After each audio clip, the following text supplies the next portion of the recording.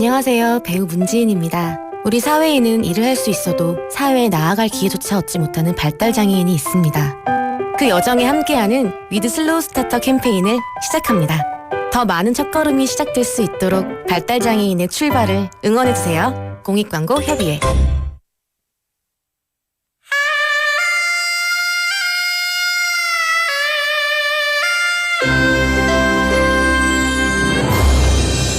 The time is now 7 o'clock.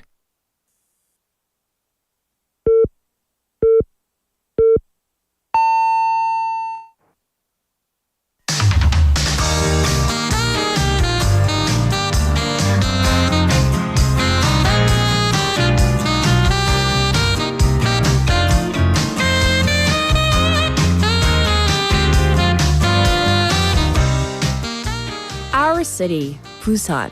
Busan's population has dipped below 3.3 million, and the youth exodus continues. And under these conditions, international students and migrant workers are considered a key solution for Busan's population fallout.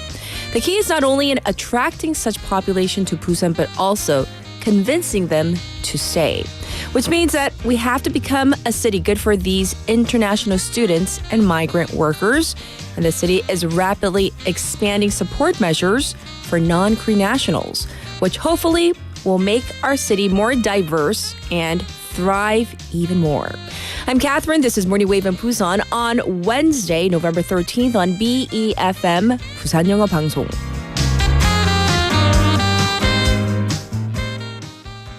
Good morning, wavers out there. It is hump day. Welcome to our program. I hope that you are doing well and have had the opportunity, the chance to kind of enjoy what I feel is like the turning of the leaves. I feel that finally, 단풍, it's kind of coming to our neck of the woods. So it's so beautiful out and the weather's been so nice, at least up to today. Tomorrow it might change, but anyhow, let's enjoy it while we can. So the increase in population, or, well, let's put it this way, maybe not increasing it, but at least stopping the population decline, 인구 감소 방지. This is a major challenge for Busan City. And one way to go about doing this is to increase the international population, the number of migrant workers and international students, namely. So Busan City has allocated 160 million won in budget to provide support for international students in getting jobs or opening startups. And this is included in the 2025 budget to undergo assessment by the City Council. And this is a first support program for international students who have graduated from Busan area universities. And the thing is, although the number of international students has increased since the pandemic, it is uncertain how many of them are staying in Busan, as there is no system in place that keeps track of these students after graduation. So Busan City is working with the Busan Global City Foundation to provide things like support in job searching, special classes, job matching, and internships. So international students and migrant workers can also help to lower the average age in the city, adding to the working population and hopefully helping our industries boom again. And so I was thinking about this whole idea. So is it just to benefit the city? Of course not. It's also to benefit the international students that have come here, the migrant workers that have come to Korea, that have come to Busan for whatever reason, whether they want to pursue their studies or whether they need to make a living. So it's a win-win situation. It's not to benefit one party or the other. All right, now for a text topic. So here we go. What situations make you nervous? Whether it be a job interview or maybe a presentation, whether it be at school or at work, or even maybe your own wedding, assuming that, you are married. What makes you nervous? What situations? And what do you do to make yourself a little less nervous, to kind of get rid of the nerves? 자, 면접, 상견례, 결혼식 등 내 인생에 가장 긴장했던 순간은 What was that moment that made you really nervous? You got the butterflies in your stomach? 그리고 긴장을 푸는 나만의 방법은 So think about that. You can send your responses to BFM's live stream, live chat on YouTube. So you go to that platform, search for BEFM or 부산영어방송, and you can subscribe, you can log in and chat with our other waivers. Also, on your phone, pound 9050, shop 9050, that's going to cost you 100 won.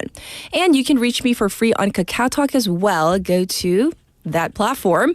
And then you can search for BEFM or 부산영어방송 and send in your messages. You can send in photos that way as well. The ways you can listen to us, 90.5 or 103.3 FM on the radio. That's if you're in the Busan area. Also, like I just said, we are streaming live as we speak on YouTube. You can watch us later at your leisure. We're also available on the Papang app. And we have our own BEFM app that you can download for free as well. Looking ahead to our our day together. Wednesday, we have Leon with #FactChecked and then Bonnie with The Health, because remember, we're switching it up for today. And for a special interview, we're going to have Dr. Axel Timmermann. He's going to be coming in the studio with us in hour number 2 and talk about fall and winter weather predictions, what we can expect from, the end of fall towards winter. Everybody wants to know, are we going to have a record-breaking winter? Are we going to have a really cold winter? Plus, things like climate change. Now that, there is going to be a new president-elect Donald Trump, he's going to be entering the Oval Office in January. What does that mean for things like climate change, COP29? What are the ramifications? We're going to find out in hour number 2. And I'll be back with today's headlines.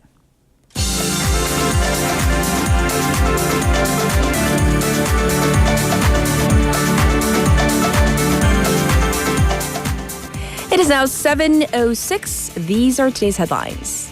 Yoon to travel to South America this week for APEC and G20 summits. President Yoon Suk-yeol will travel to Peru and Brazil from tomorrow to November 21st to attend the Asia-Pacific Economic Cooperation, or APEC, and Group of 20, or G20 summits. U.S. confirms North Korean troops in combat in Kursk. The United States has confirmed that North Korean troops who have been deployed to Russia's front line on the western region known as Kursk have been engaging in combat operations against Ukrainian forces.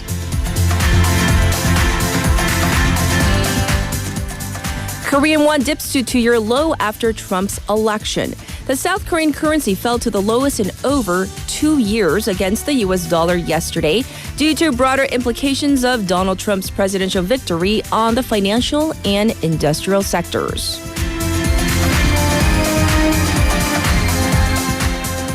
South Korea reports first whooping cough death. The Disease Control Agency yesterday confirmed the country's first death from whooping cough involving an infant and urged pregnant women, families, and caregivers to get vaccinated.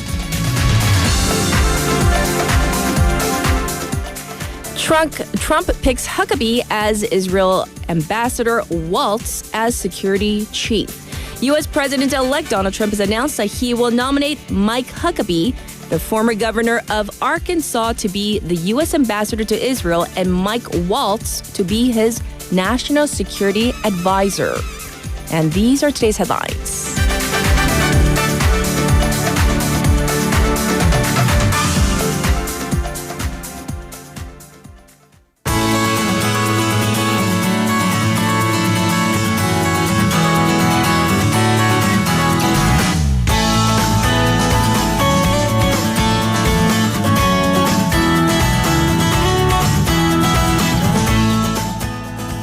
It is now time for Busan Updates, but first let's say hi to Haley. Good morning. Good morning. Yes, so before we get into our updates, let's talk about situations that make you nervous. Let's see. I think when speaking of 수능, I of course I am an SATs. I was like, what's that test called that I took years SAT. and years and years ago? Yeah, that. I'm, of course, of the SAT generation / of the country. Yes. I think I was really nervous, but I think I kind of psyched myself out more because I was sitting in the room, in the test site of a local community college. I'm like, this is my 수능. In my like little Korean American mind, I'm like, this is my 수능. Like, this is the moment. It's like, no, Haley, you're going to voice take it in your head. again. But like, this is my moment. Yes. And then I was like getting butterflies. I'm like, oh my God, by the way, I did not study because a lot of Americans don't study. And I Right. was American in that way. Parents were not happy. But then the actual American guy next to me, Reed Caucasian, he like, he was wearing the Justin Bieber pants and he was like so relaxed and he like raises his hand. This is before the exam starts. And he tells the proctor, are we supposed to bring a calculator? Because I don't have one. And I'm like, and that relaxed me immediately. I was like, oh, this is not a big deal. Obviously, like clearly, at least I brought a calculator. Yeah. So it's very different. The It's 수능 completely different. And the SAT in the Yeah. States, completely different. The So- proctor ran out and found a calculator for the guy. Oh by my the way, gosh. spoiler. Can you imagine? I mean, seriously, in my mind, I'm like, dude, like, this is your 수능 too. I'm like, I guess not. Yes. Yeah. Well, thank you for sharing. Let's jump into our first update. We're going to talk about the city's budget bill for next year. Because it is budget season and it will Yes. determine what we do or what we are able to do next year. So Busan City announced its budget for the 2025 and that has come to 16.6 trillion won. Yes. And that's a 6.3% increase from last year and it has already secured 6.5 trillion won of the national budget as a part of this. I see. So the city's focuses are across 5 different key projects. A global city where its people are happy.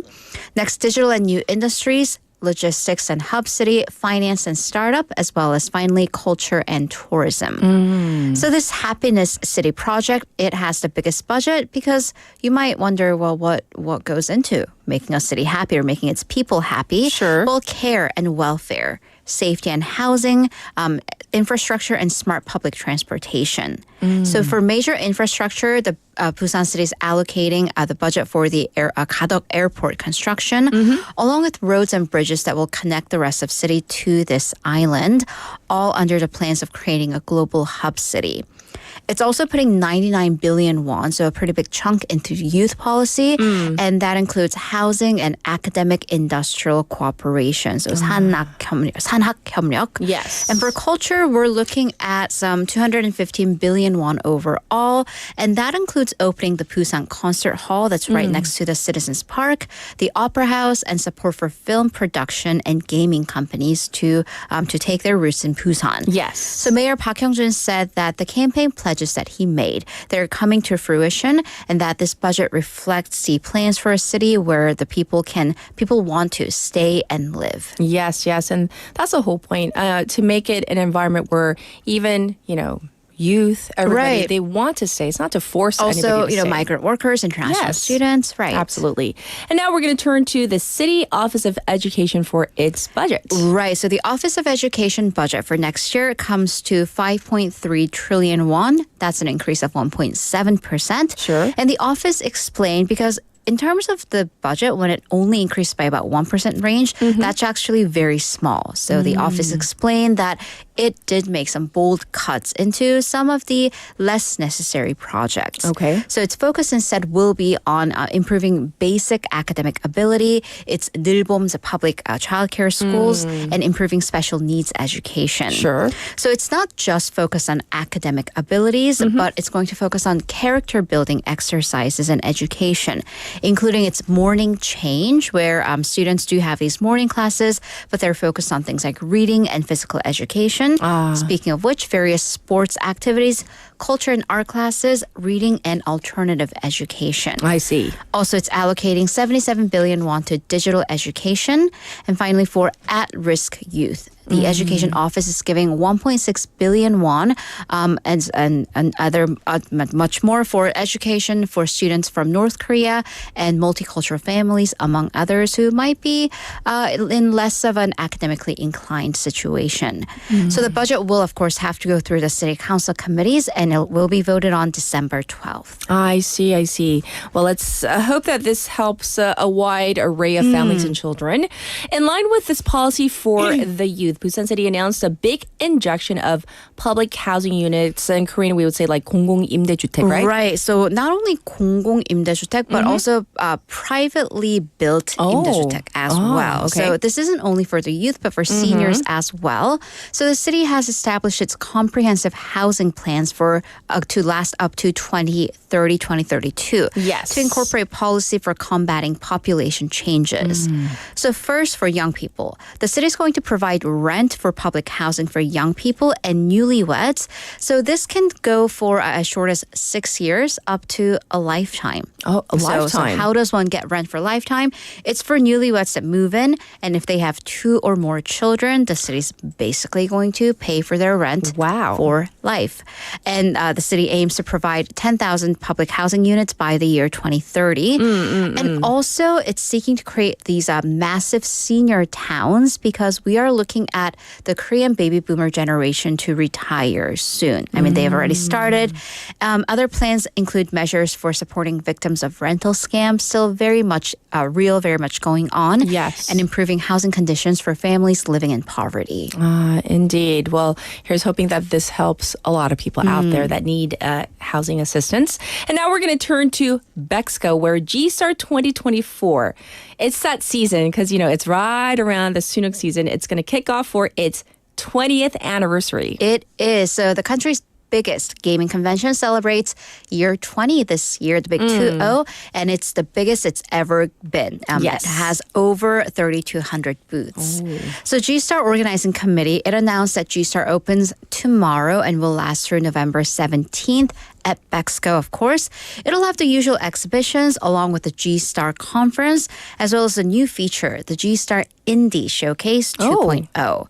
But going back to the conference, it's usually the highlight, and this year it is featuring some giants in the industry like Mikami Shinji and Kim Gang-sun. And observers say that it's the best lineup that it's ever been. The entire conference is done via prior reservations. Tickets are still available and open on the G-Star official app, which they've also made improvements. The organizing committee says that it's added extra security personnel because, of course, safety first. Absolutely. So once again, thank you for the update. Thank you. And we'll check in with Haley in just a little bit. Back to you, the waivers. We're talking about situations, these 상황 that really make you nervous, whether it's a job interview, 면접, presentation, or PPT 할 때 좀 긴장되지 않을까요? 아니면 상견례, like, that official meeting between parents before you get married, at least here in Korea, or we can say engagement party, or even your own wedding. So what makes you really nervous? And yes, share with us all your memories. 상견례 때 긴장했나요? 아니면 was it okay?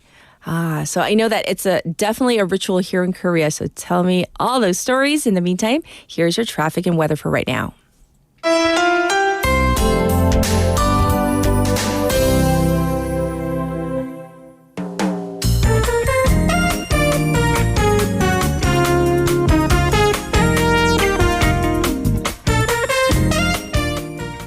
It is now time for your traffic report. There is congestion on the Dongso overpass from Hwangyong ramp to the old Kaegum tollgate right now.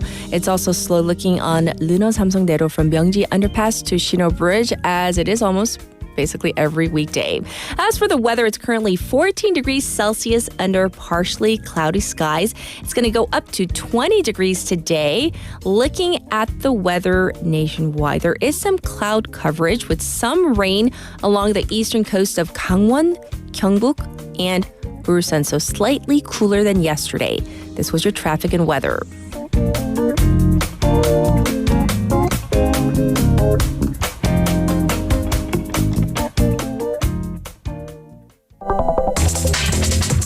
Are you an early bird?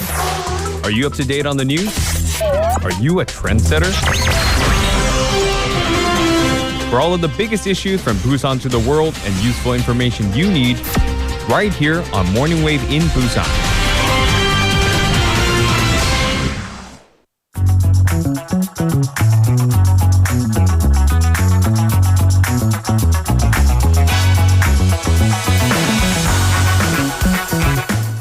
It's now time for News Digest, and we're going to dive into our first bit of news with Haley.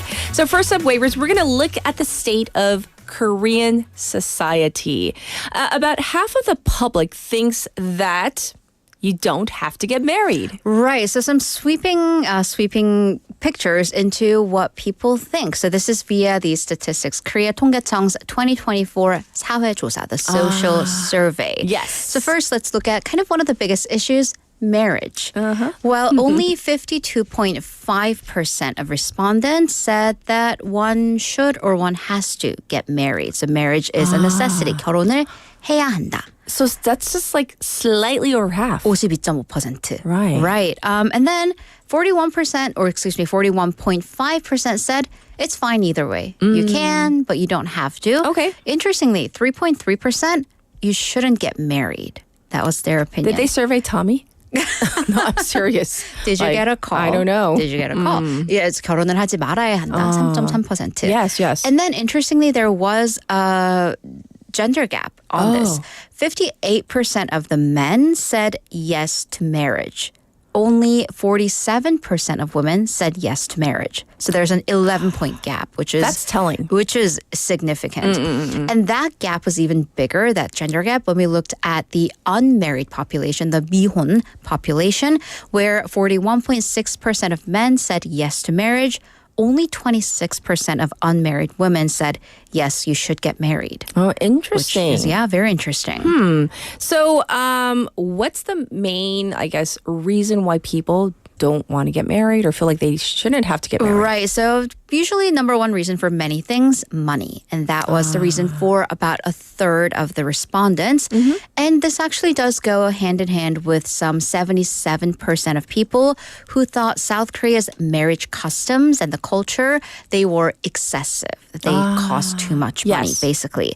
Other reasons for not getting married, 15% said it was pressure from childbirth and child rearing, 출산과 육아, and 13% unstable job. Which is, it's another financial reason. So Yes. we can kind of basically say that many people thought money was the biggest issue. Sure. But rather a high percentage of 67% of people thought that two people could live together even if they were not married. So 동거 was okay. Okay. Which, by the way, if you look at just to 2018, that's an 11% jump. So That's only a few years that's ago. only a handful of years ago. Also, a significant increase in number of people who thought it was okay for unmarried couples to have children.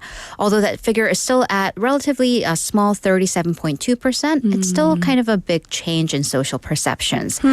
Interestingly, 19% of unmarried women said they didn't really feel the need to get married.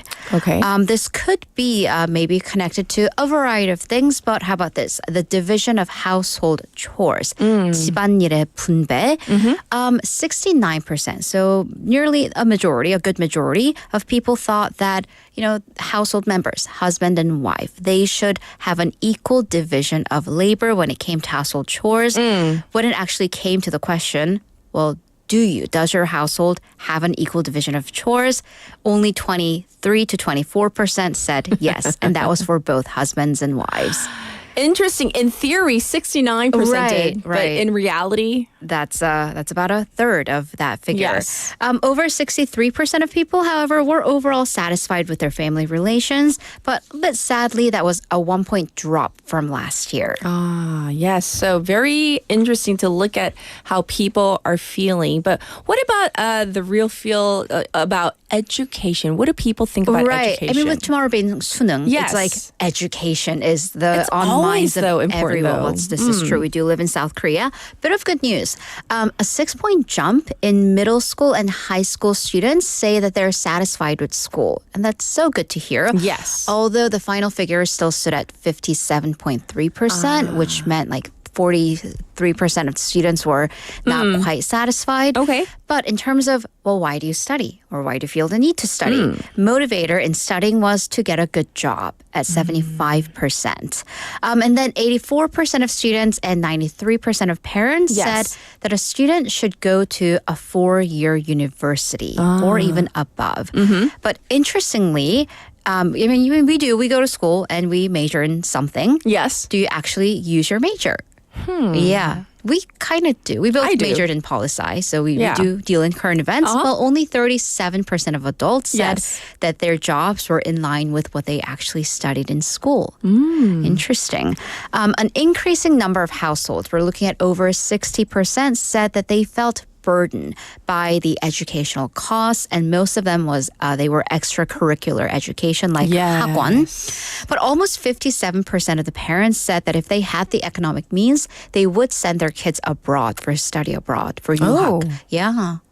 So that's where we stand as a country. Okay, well, that's very interesting. We're going to leave that part of News Digest there because, but it was really good to know about what people generally are thinking here in the country.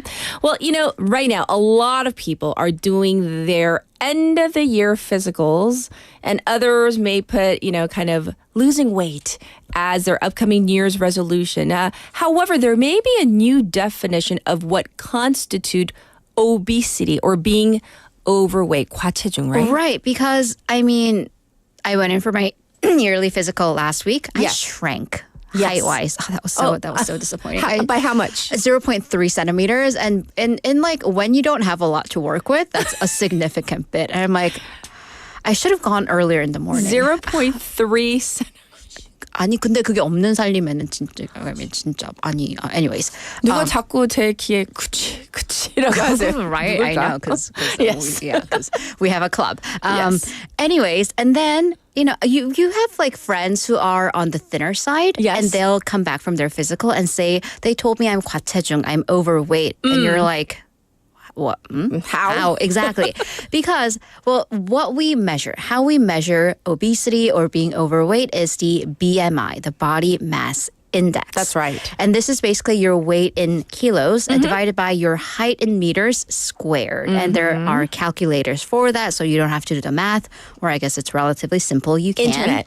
The internet. Yes. So this is divided into then 7 categories. Yes. Underweight, 저체중, normal, 정상, overweight, 과체중, and obesity levels 1, 2, and 3. So ever since the system was implemented in South Korea, this was back in 2000, South Korea has followed the World Health Organization's Asia Pacific standard because people's physiques, they do differ. They do have kind of a race or ethnicity based patterns. Also, there's a whole like the bone frame structure, like small frame, medium, large frame. And then we do have to take into culture, like dietary habits into consideration.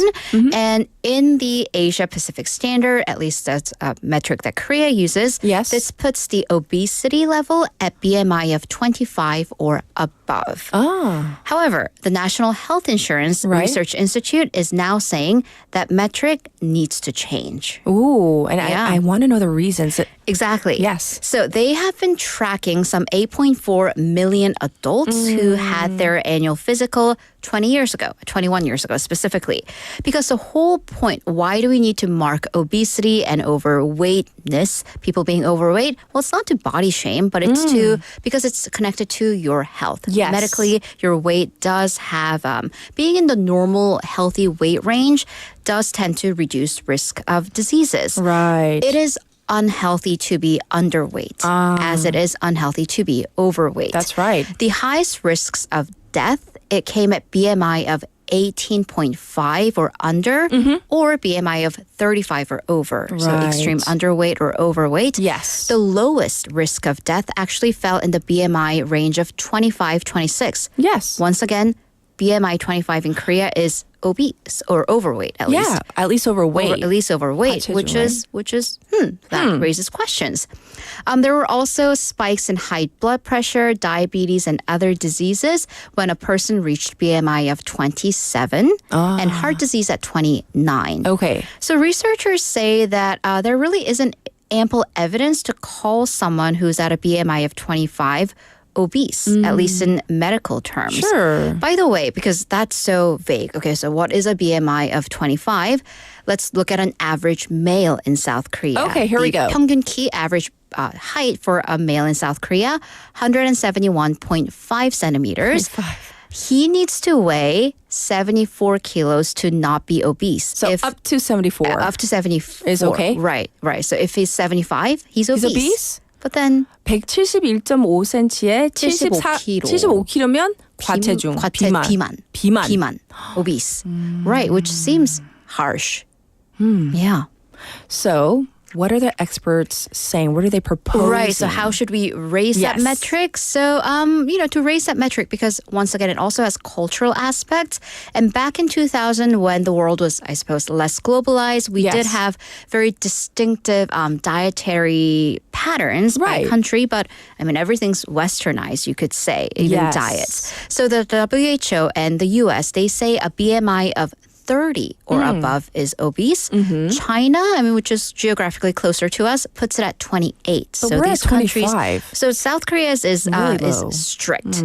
So the Health Insurance Institute therefore says South Korea should ease this metric of BMI of obesity to 27 or above. Once again, going back to that average male of 171.5 centimeters, then their maximum weight before obesity could be 80 kilos. Right. So the Korean Society for the Study of Obesity, and they are the authority on obesity, they say that they will make a statement on this soon. Well, hopefully we see a bit of a change because to reflect the changes in our dietary, standards and just, 25? Exactly. And we have a message that is related to this. I'm going to read it. 고수 웨이버 says, 과체중은 아닌데 배가 나와서 재배이지만 꼴 보기가 싫어요. And then JB replied, 가슴이 좀 들어가서 상대적인 거 아닐까요? It's all relative, you guys. It's all about what you think. You guys make me smile on a Wednesday morning. They really do.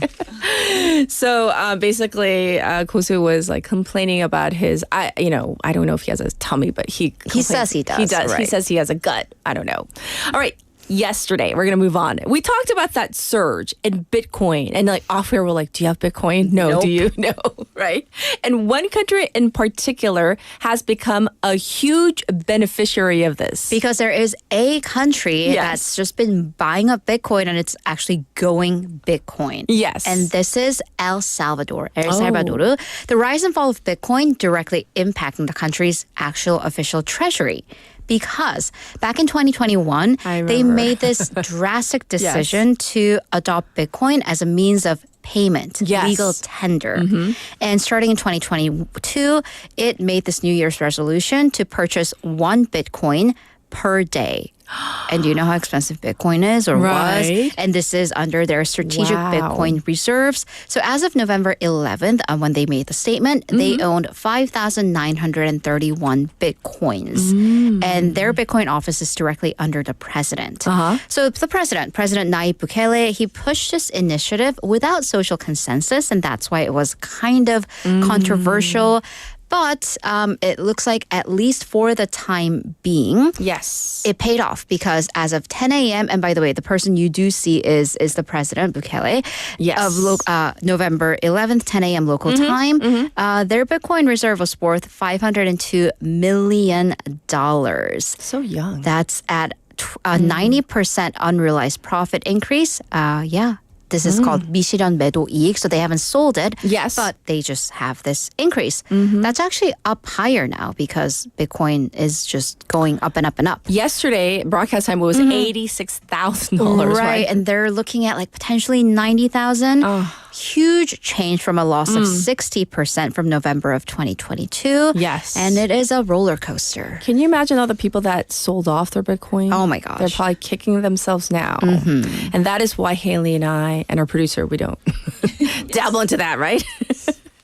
Yes. So we will definitely keep an eye on this, plus all your other news stories. But thank you, Haley. We'll check in with you in hour number 2. See you in a bit. All right. It is now time to get to our first song. This is a song request from Benny. This is 청혼 by Dol.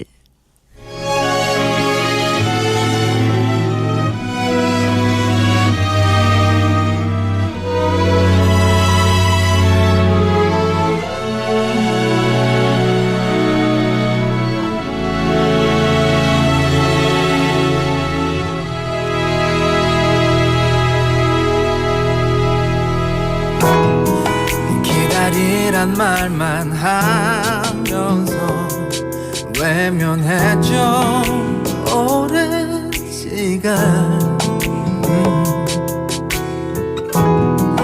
조금 기다리면 그때가 올 거라고 someday yeah. 그대와 나는 그 말을 다 알면서 얼마나 오래 기다린 줄 알면서 이제야 말하네요 You don't have to cry 울지 말아요 고개 들어봐요 이젠 웃어봐요 I will make you smile 행복만 줄게요 언제나 그대 곁에서 영원히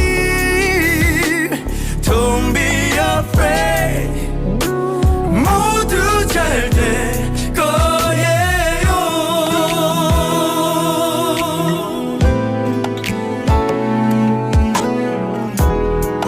고마워요 이런 날 믿고 기다려준 그대 my love yeah.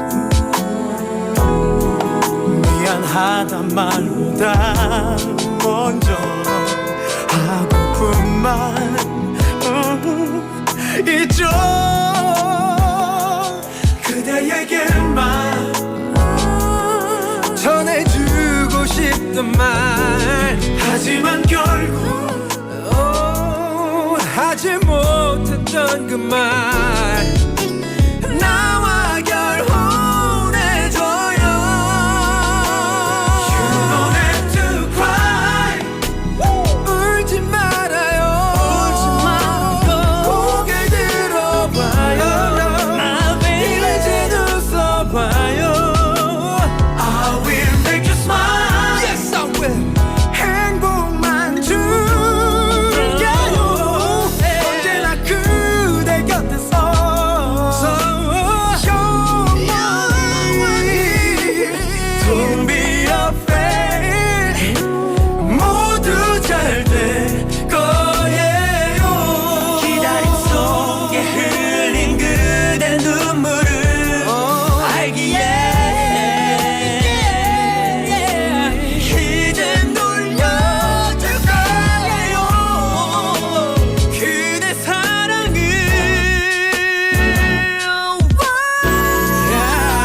You don't have to cry 울지 말아요 고개 들어봐요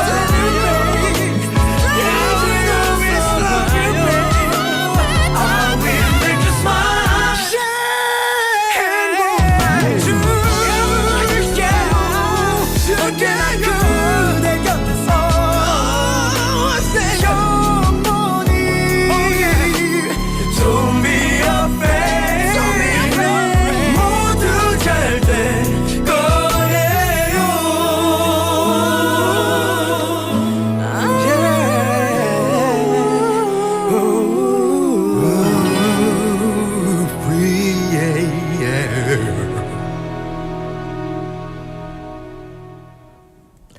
Welcome back, everybody. It is now 7:38 on the dot on this hump day. And today we are discussing the various support measures for international students and migrant workers here in our city. So Busan City for the first time is providing support for international students who have graduated so that they can get jobs or create their own startups and stay in Busan. And I feel like this is long overdue. But what about for the families that are already here? Donggu, for the first time in Busan, is providing childcare support for foreign families with children. It has recently handed out 200,000 won in childcare support funding to 10 international families that have young children in the pre-kindergarten age. Where was this? When my little ones were little. But anyhow, this is upon the decision that the increase in foreign nationals may create blind spots in social welfare policy. So we're talking 사회복지 정책. So we don't want these blind spots, right? Busan City, for its part, has also passed an ordinance last year that allows the city to provide childcare support for some 350 families. And as of last year, there are 83,000 foreign nationals living in Busan, and it may be time to incorporate them into the social welfare system. And for those of you who might be wondering, foreign nationals, yes, we do pay taxes. Just the same. I'm just saying. Anyhow, text topic time now. What situations make you nervous? The butterflies in the stomach. Is it a job interview, presentation, maybe on a date, at your own wedding? And what do you do to make yourself less nervous, to calm those nerves?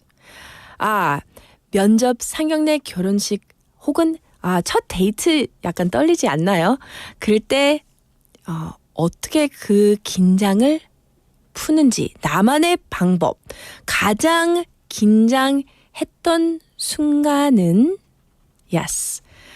I don't know. Like, I'm surprised no one's mentioning like their first kiss with, somebody or, well, let's look at some of your responses. So I did see Yunjung Waiver. She sent a message early on. By the way, she was first one in today.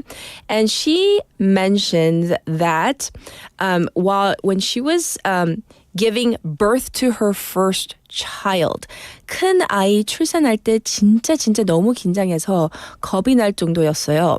자연분만 하다가 제왕절개해서 긴장 너무 해서 다시나 아이 못 낳겠다 생각했는데 6년 뒤에 둘째 낳았던 기억이 나네요. So she was so nervous giving birth to her first child, and she told herself, you know what?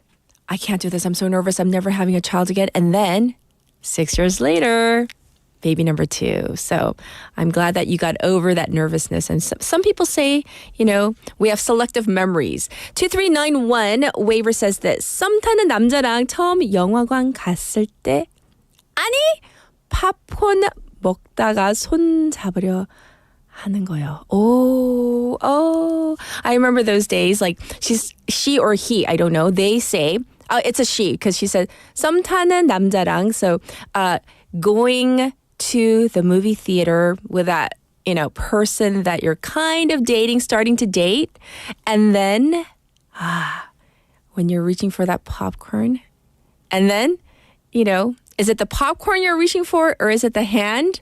Oh, but those butterflies. I'm happy just thinking about it because that was so many years ago for me. But anyhow, thank you for sending in the message. I'm living vicariously through all of you. Here is Cat's Pick for Wednesday.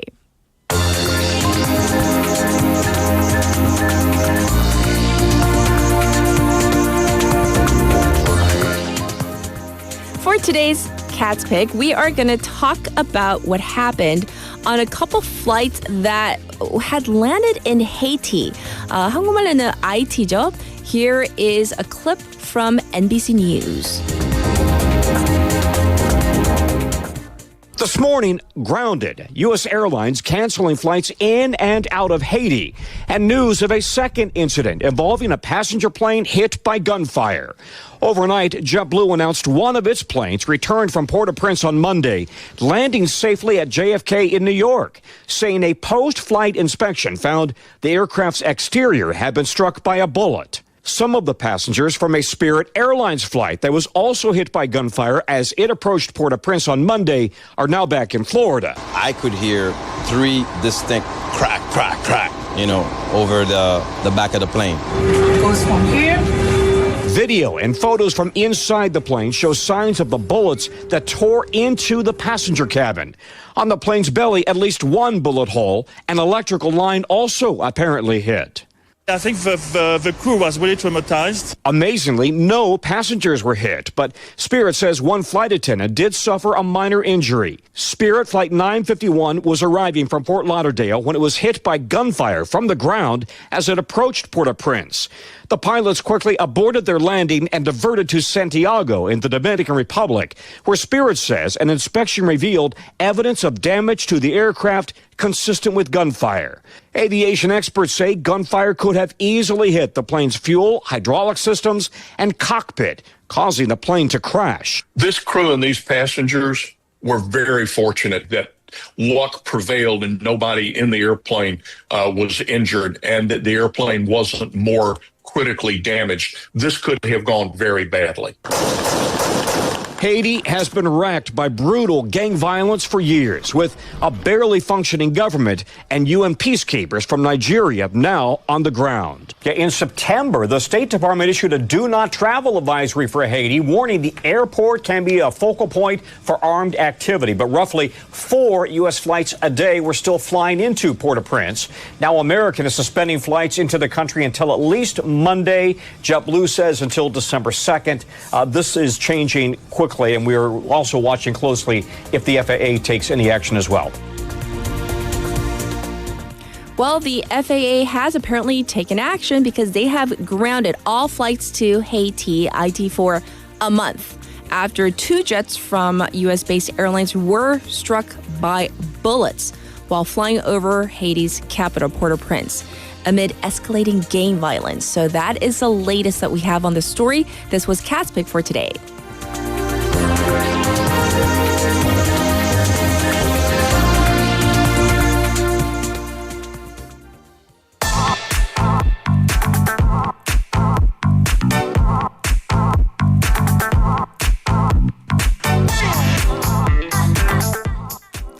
It is now time for us to check in with Leon. Hashtag fact check. Hello. How are you? Good morning. I'm good. Okay, so real quick, I gotta ask you. Yes.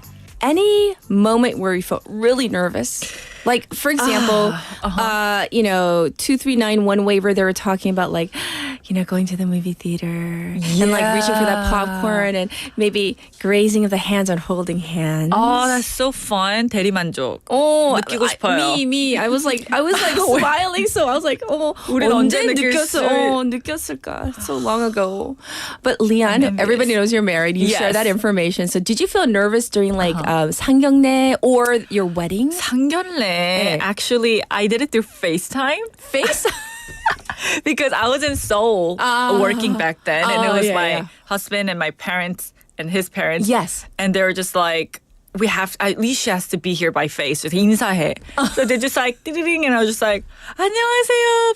I already had met them before, my in-laws. So I just 안녕하세요, and then it was like, hang up, I have to go back to work.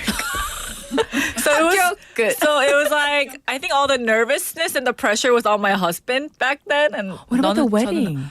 The wedding? You weren't nervous? So just happy the whole time. Like 해맑음? 너무 해맑아서 my dad's friends who saw me. Because for 아빠들, this is like a big deal, right? Letting go of their daughter. Right. 야, 네 딸 좀 얄밉다. 너무 웃는다. 뭐 눈물이 1도 없니? And because I was just like, so happy. I get to wear this. I was so young when I got married. I get to wear this pretty dress. Pretty dress. It was pink. The dress was pink. I was like, I'm a pink princess. I was so happy. And then people were like giving me a bad time. They're like, 너 너무 해맑았어. Okay, well, I wish we could do this for, the next few minutes. But yes, we got to dive into hashtag fact check. And by the way, if we ran out of time, we'll do a part 2. So don't worry. Yes, all right. Because there are I want to talk about fun facts about sleep. Because I'm on a mission on sleep these days, which is try to get 8 hours every day. Ooh. Can I just first ask you briefly how many hours you sleep a day? Well, on average, On average. Okay, so 4.5. No way. Yeah. Should we? I can talk about how sleep deprivation can lead to weight gain. I know, because and it's so bad. 4.5 hours every day? Yeah. Were you always a No. person who doesn't sleep that much? Morning wave. Oh, I'm sorry. It's just like work ethics. It's morning wave, PD. Yes. Anyhow. All right. Yes. So we're going to talk about some interesting facts about sleep. Okay. So what do you think is kind of let's start lightly, is the record for the longest amount of hours that a person went without sleeping. Without sleeping. Without sleeping. Oh, I don't even know. I know like people pull all-nighters, and if you're training like for something like intern, whatever. I'm not gonna look at the script. Uh-huh. I don't know. Like a human can possibly human? stay up without sleeping. Like 100 hours? maybe. I don't So know. that's like 3 days? Yeah. It's actually the longest scientifically documented period was 11 days. That's 264 hours. Are you serious? And the 11 days? 11 days. And the more surprising thing is the person who did the experiment was a 17-year-old boy. A boy? Randy Gardner back in 1964. Wow. And this was part of a science experiment monitored by researchers like Dr. William Dement. So you may wonder, why do you want to put a 17-year-old Right. into such a detrimental sleep experiment? But we're talking about the 1960s, so back then, people didn't really know that this could be very bad health-wise. Yes. So what happened to Gardner when he did not sleep for 11 what days? happened to him? Poor kid. He experienced mood swings. He experienced memory lapses. Yes. He went through hallucinations, impaired concentration. But the question is, did it have an everlasting effect? It actually did not. So there was no long-term health effects after he got enough rest. But through the experiment, we got to realize that, these prolonged deep sleep deprivation can have severe impacts on our cognitive abilities. So that's our first light fun fact of the day of sleep. 11. I'm still stuck on the 11 days, and they did it to a poor kid. Poor kid. I can't even imagine just staying up for one night is enough. And our next one is, for some people, waking up in the morning is easy. You just get up like that. Right. But I wake up before my 4:30 alarm. Like today, I opened my eyes. It was 4:17. I'm like, good to go. Let's go. Oh, it's not hard for you. No, not at this point. It's kind of like it's like your body clock. What do you call it? Yeah, my biorhythm. My clock is like so in tune. It's like I know, and if I wake up before the alarm at this point. I see. Yeah. So it's not too hard anymore. Not anymore. But there are some people who struggle to wake up in the morning. Like they put on alarms, 18 alarms, minute after minute. And so excuse me. Are you okay? Yes. Okay. And actually, there's a term for this. There is? Yes, it's called dysania.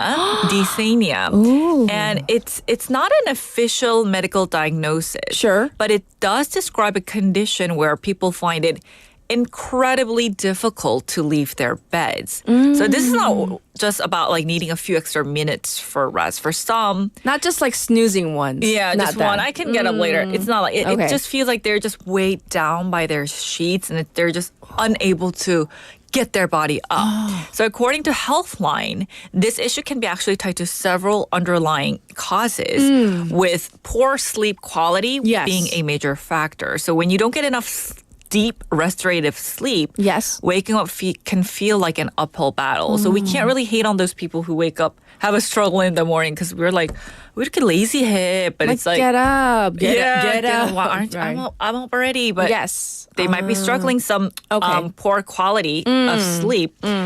And one more thing, anxiety and depression plays a significant role in causing this so-called dysania. So when mental health takes a hit, their energy and motivation plummet. So the even small tasks like getting out of bed seem very monumental for them. So in severe cases, chronic dysania can lead to people staying in bed for days and affecting their daily lives. And I have had friends who have experienced kind of depression in their lives. Right. The common thing was they were staying in bed for a very long time because they don't want to go about the day. Aww. But I mean, even one of our listeners, I think Tommy was saying the longest, my maximum. Oh, his was the opposite. Non-sleep. The first topic, 76 hours. He didn't sleep. Oh my. Because of work. That's 너무한 거 아니에요? That's 그 회사, it's a huge company. I wonder if he experienced hallucinations at I know. that Tommy, point. let us know what affects you. What experience. affects? Because how can you be productive working 76 hours straight? Yeah. Just That's crazy question. company right there. Yes. Yes. So what? Do you have time for like one more? No. We have time. Okay. We're gonna continue. Mm-hmm. This Yes. one was an interesting thing that I thought Yes. was not a fact. Temperature and dreams. So did you know that the temperature of your sleeping environment can influence the type of dreams that you had? That I didn't know. I just like it cool. That's what I know. You like it? Cool is good for your For me sleep. personally, I can't sleep when it's too warm. Yeah. Like, it like bothers me. So Right. I like it cooler. So even in the winter, you don't like hike up the room temperature to. What do you keep your room temperature to during the winter months? well, first of all, I control the temperature. Are you I'm the leader? I'm the room controller. I am the room controller, temperature wise. And so, like during the summer, like before it gets like really hot, I hide the AC remotes. That's my job. Oh, you hide. I hide all the remotes. Oh, you can't stand the AC. No, I hate the electricity bill. when I get hit with it. okay, And then okay. during the winter, I tell everybody. Some people like it at 24. To me, that's too toasty. That's too toasty. To me, that's like 뜨끈뜨끈. To me, 20 is good. 20 is good? Yeah. Hey, you have something to say to your family this Right. day. Because 20 is perfect. Oh, really? According to research from the Sleep Foundation, Leon's the best. you can talk like me. According to research this. from the Sleep Foundation, Leon said. it's not me being the leader now. Okay. The experts say Yes. that the ideal bedroom temperature for most people is around 15 to 20 Celsius. Yes. So this is the perfect temperature as it helps maintain uninterrupted and restorative sleep. So when you deviate too far from this range, like Yes. your family members might want to like 24, It's like toasty. I'm like sweating at that that's point. like stuffy. Yes. And that's called overheated room. So what happens is your brain has to work even harder Yes. to regulate body temperature. And I'm going to say next week, stay tuned for part 2. Part Yes. 2. All right. Thank you, Leon. Okay, bye-bye. All right. We'll be back for hour number 2. Stay tuned.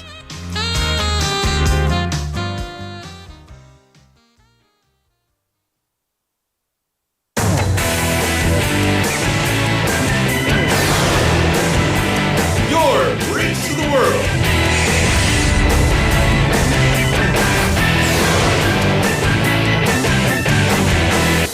BFM 부산 영어방송. 새로운 다우니. 건조기를 사용하면 섬유유연제 향기가 사라진다고요? 깜짝 놀라실 거예요. 다우니는 건조기를 사용한 후에도 향이 오래오래. 그래서 입는 순간까지. 다우니 7일간 피어나는 향수. 다우니.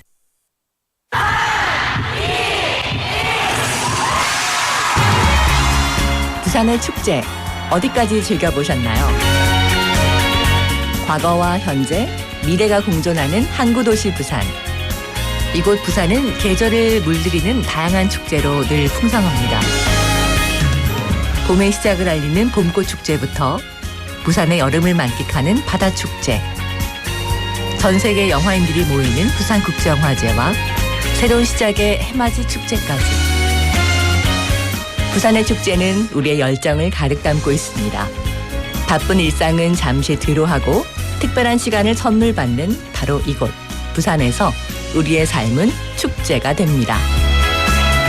축제로 하나 되는 부산. 여러분은 어떤 축제를 기다리시나요? 이 캠페인은 대선공익재단과 bfm 부산영어방송이 함께합니다. 혹시 지금 운전 중이신가요? 어린이 교통사고 피해자 수는 지난 3년 평균 약 9만 명. 특히 어린이 보호구역 안전기준이 강화된 이후에도 어린이 보호구역 내 사고는 지속적으로 발생하고 있습니다. 스쿨존에서는 반드시 시속 30km 이하 서행, 스쿨존 내 불법 주정차 금지, 차량 출발 전 앞뒤 좌우 살피는 습관으로 어린이가 안전한 도시를 만듭니다. 참, 운전 중 휴대전화 사용은 모두에게 위험합니다. 우리 모두를 위한 교통안전, 나부터 실천하면 모두가 안전해집니다. 어린이가 안전하게 뛰어놀 수 있는 부산. 아이 키우기 좋은 도시는 우리 모두의 미래이자 희망입니다. 캠페인은 어린이가 안전한 부산을 만드는 은행 B&K 부산은행과 함께합니다.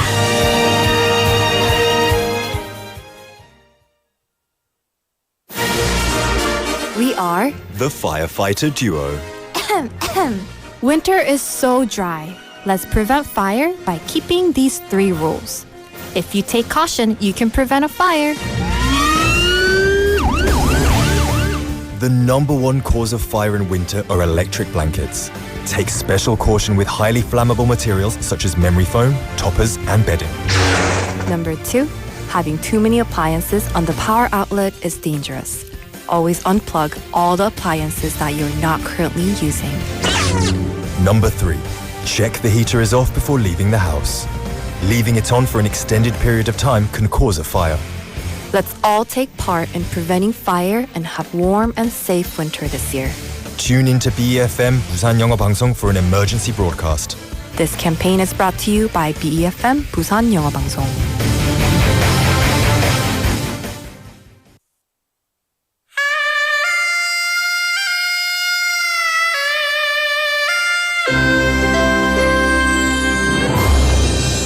The time is now 8 o'clock.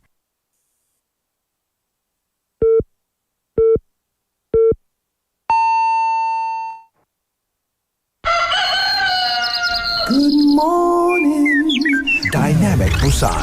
Yeah, you're waking up. Time to shake it up. Tell the world good morning and find out what's going on. Well, hi there, folks. There's everything from comedy to lively chat to music. Broadcasting from a room about the size of your closet. All calls are recorded. What show is this? Live from Korea's dynamic city, this is Morning Wave in Busan. I'm sorry, who'd you say you were?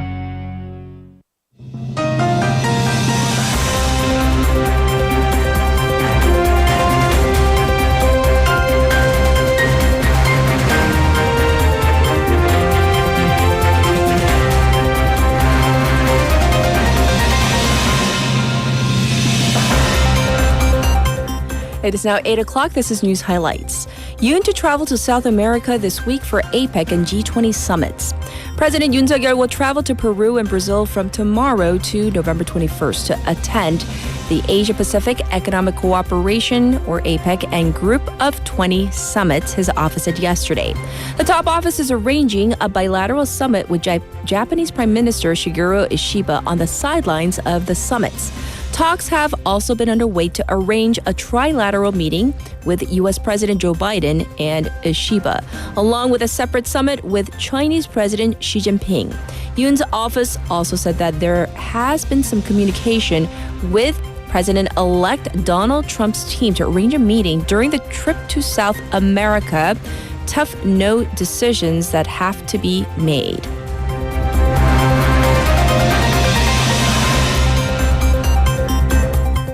U.S. confirms North Korean troops in combat in Kursk.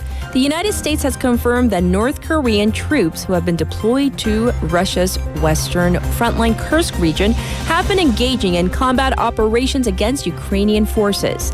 The confirmation came as North Korean leader Kim Jong-un signed off on the Treaty on Comprehensive Strategic Partnership with Russia. That's according to the North state media yesterday.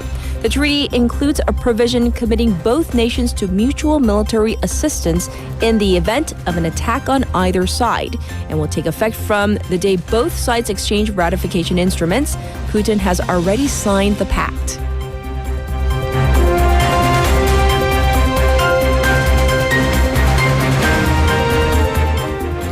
Korean won dips to two-year low after Trump's election.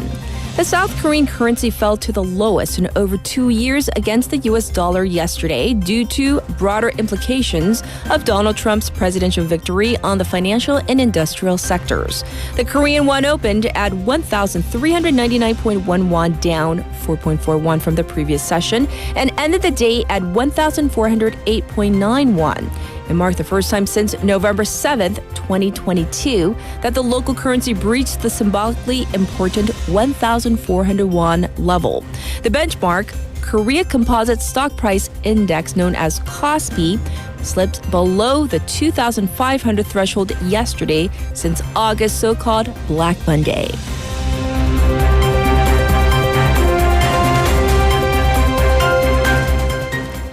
South Korea reports first whooping cough death. The Disease Control Agency yesterday confirmed the country's first death from whooping cough involving an infant and urged pregnant women, families, and caregivers to get vaccinated. The Korea Disease Control and Prevention Agency, KDCA, said the infant, less than 2 months old, was diagnosed with whooping cough late last month and died last week after experiencing worsening symptoms.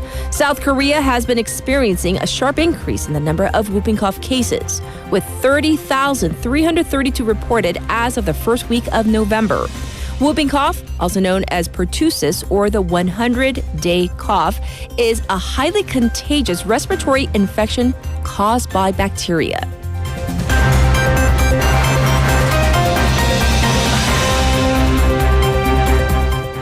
Trump picks Huckabee as Israel ambassador, Waltz as security chief.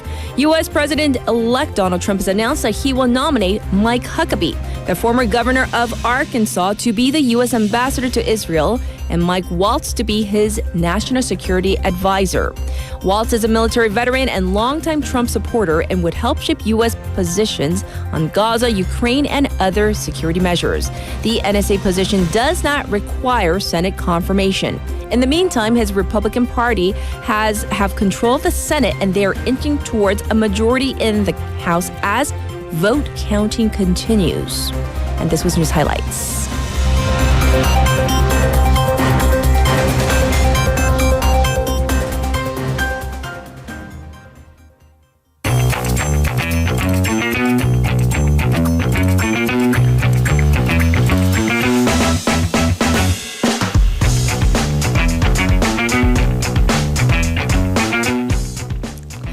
It is time for It is Waglwa글. currently time. No, the things that happen off mic, air and off mic. Our producer was almost killed by her headphones. Well, she was juggling Snapped. her headphones and her Yes. head at the same time. Right. All right. So our first item, we're going to talk about this. A daughter-in-law, 며느리, was found to be guilty of abusing her mother-in-law, 시어머니. And so we need to get the full scope of the story to find out. This is actually a bit of a tragedy and unfortunately something that we see as family members do get burdened with elder care. So Incheon Regional Court, they fined a 48-year-old 며느리 daughter-in-law 6 million won, 600만 원, for violating the Elder Welfare Act. In Korean, that's 노인복지법 위반 혐의. Right. So she was indicted for tying the hands of her mother-in-law, who's 85 years old, with tape on multiple occasions. Oh my goodness. Right, which seems quite horrible, but turns out she had been taking care of her mother-in-law for 2 years, and she suffers from Alzheimer's, the mother-in-law. Yes. So she is the primary caregiver for the elder woman. And according to court records, it shows that she screamed at her mother-in-law when the mother-in-law stroked her face, saying that, this enough is enough. It's so hard for me. Stop doing that. So the judge said that restraining this elder victim, it is a form of violence. However, the judge did take into consideration the fact that the defendant, she did admit to her actions and repents it. And the judge also took into consideration the fact that she's been in full charge of caring for her ailing mother-in-law for the past 2 years. And once again, this is hard for everyone. It is, but nonetheless, that's... Right. I mean, it's not an excuse. But, It's not. Right. I But mean- this does goes to show that, not just to institutionalizing someone, but kind of care in terms of giving at-home care with public funding or some sort of welfare system for everyone is necessary. We need a better social safety net, definitely. Next, there is a lot of controversy and protests going on at 동덕 Women's University. So what's going on? Right. So this school, 여대, right, a women's Yes. university, it's protesting against this one opinion given at a recent school meeting that it go co-ed. 남녀공학. So there was a meeting apparently to discuss the developments and the future direction of the school. And one idea to bring in more students was to open it up to male students as well to go co-ed. Well, the student association, the 학생회, they completely opposed the idea. They issued a statement, and this is what the statement said. Yes. Going co-ed, it shakes up the entire foundation of the school. It leads to a loss of status for women in the school, and a women's university provides a safe discussion space from discrimination and hatred. And students have also launched protests that are going on. This has been going on for multiple days. Yes. They have, as this has kind of become a convention, a practice in South Korea to send these funeral wreaths to the school, and students also taking off their letterman's jackets and laying it down on the ground. And police also fuel this protest further, kind of poured fuel into the protest because one officer, one of whom were called into the protest, told the students, you don't want a criminal record or you don't want to do anything illegal. And for the reason he gave, some of you will become teachers one day. Some of you will have babies and raise them. And that fueled fires because, well, what does having a baby and protesting? They are not correlated. Right. The school is of the official position that it does not have concrete plans to switch to co-ed, that it was only a suggestion. Okay, but this controversy has actually sparked a discussion over the existence or even the need for these women's universities. So women's universities in most countries, in South Korea included, they were created to provide opportunities for education during a time when most women couldn't go to universities, whether by social convention or even by law, when patriarchy, 가부장제, prevented women from their studies. But they do raise the question, some do raise the question, now at least legally, all genders have an equal access to education. So are women's universities at this point really necessary? But some people do think that women's universities are still needed because we want to look at both sides. Right, we do. So scholars in the field, women's studies, gender rights, they say gender-based issues may be different from when these schools were created, when this was more institutionalized. Right. Whereas discrimination or gender issues may be more socialized. And so we see this in forms of gendered violence, and the need to study and discuss issues on minorities overall. Yes. So these women's universities, for instance, they offer courses not just at this particular school, but on labor policy centered around women and the law, so the female perspective on the law. So one professor, I believe this was a professor of philosophy, said that women's universities, they do give female students and scholars a safe space for speaking their minds. But at the same time, there are realistic challenges. But this isn't just limited to women's universities. It's for every school in Korea. There are fewer students and there are even fewer children to go into school age or university aged students. Yes. By the way, there are 7 4-year women's universities left in the country right now. Others have integrated with other schools or have gone co-ed. I see. Well, that's what's going on here at this one particular university, plus also what's going on across the country. We're going to move on, though. This is a surreal story of 2 babies switched at birth.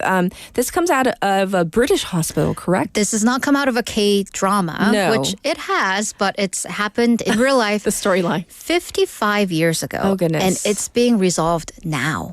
Which, I mean, can you imagine? So this is actually the first documented case of babies being switched in the British healthcare system. Okay. It all began, though, with the curiosity spark, kind of a Christmas gift DNA test. 유전자 검사. So this first man, Tony, he got a DNA test for Christmas one year. He actually left it in his kitchen, forgot about it until February of the following year.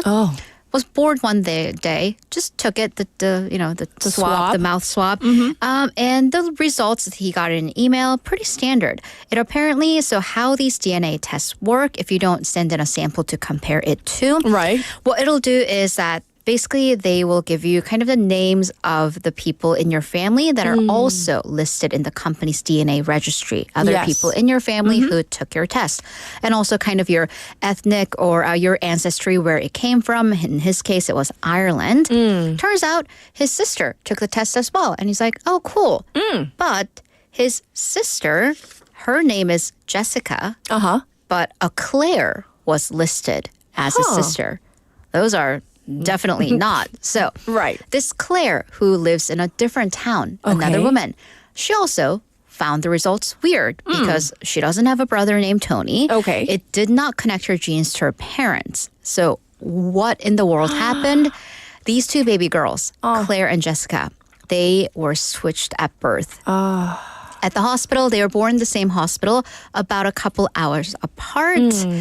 But yes, because, I mean, we don't know. 55 years ago, no CCTVs, if there was any. The evidence is far, far gone. Yes. But there was a mistake, and the babies were switched, went to the other families. And they even lived fairly close to each other. Claire says that she actually drove by and through the town that Tony and his family, so her biological family, lived in for years on her way to work. And she told the BBC that she actually never felt like she belonged to the family that she was raised in. Really? Now she knows why. And when she met her biological mother and Tony, her biological brother, it just felt right. So Claire and her bio mom, they're in the process of getting to know each other. Jessica, the other baby, now fully grown woman who was switched, she did not want to be interviewed. It's being received to different responses. They're having different responses. Yes. I mean, that is for the family to work out over years. However, for the compensations, because I mean, how do you even compensate? But you do need to. Yes. They are waiting on compensations decision by the British National Health Services. I see. Yeah. Wow. I know here in Korea, we usually don't register like DNA unless you are. There's a reason to. There's a reason. Right? It's not, but in other countries, it's kind of commonplace to do so these days. It's even just to kind of figure out your ancestry. ethnic makeup and ancestry. Yes. Yeah. All right. Our final story, it's another baby related story, but a different kind. The smallest, tiniest baby in South Korea finally going home. Right. I hear we have photos. We do. All right. Yes. So Yerangi was born on April 22nd of the year, but at the time, the weight, 260 grams. 260. By the way, there she is. I looked it up because I just kind of in my search engine, I was like, what weighs roughly 250, 260 grams? Yes. A hamster. Is what it told me. Just to give you an idea of how light. fragile, how small 260 is. So how is a child born at 260 grams? Because I mean, even at 2 kilos, is it when they're considered to be in need of an incubator? Yes, right? yes. Around 2 kilos. Well, the baby apparently stopped growing in utero inside the mother at 21 weeks. 21 weeks, and it's usually 34 is fully viable out of the womb. I mean, they say technically, full term is considered 38, anywhere up to 40, but then, up to a certain So 21 is like not even close. So the mother had a very complicated pregnancy, and she had to go through an emergency C-section. That surgery even was extremely difficult because doctors have never handled a 260-gram baby. Right. So Yerangi goes down as the smallest baby in South Korea, 14th smallest in the world. So the baby was immediately taken to the neonatal intensive care unit, the NICU, and was under 24-hour care. By the way, let's look at the odds. Yes. The survival rate, 생존율, right. for a preemie born at 500 grams, which is basically double Yerangi's weight, only 36.8%. Wow. Baby born under 300 grams, which is this case, under 1%. Miracle. So the baby, the parents, the doctors were all fighting against the odds. The baby suffered from breathing problems, went through multiple shocks, and a whole host of issues, as you can imagine. Yes. But she's a trooper. She fought and fought and fought. Yes. Began breathing on their own. I mean, it's a miracle. Grew to be 3.19 kilograms. Deemed safe to go home after 198 days. Yes. So can you imagine how happy? So the staff at Samsung Seoul Hospital who took care of the baby and the parents said Yerangi will be the hope of all underweight premature babies coming in the future. Wow, what a great story to feature. I love it. Although there's a whole staff with, I'm assuming, the parents. And there she the staff. is. Yeah. A miracle. I'm speechless right Miracle now. of life. Yes, and as Young says, 현대 의료기술 대단하군, meaning amazing modern science and medicine. Right. So thank you for that story. We'll definitely check in with you tomorrow. Thank you, Haley. Have a great day. All right, everybody. On that note, we got to get to your updated traffic and weather.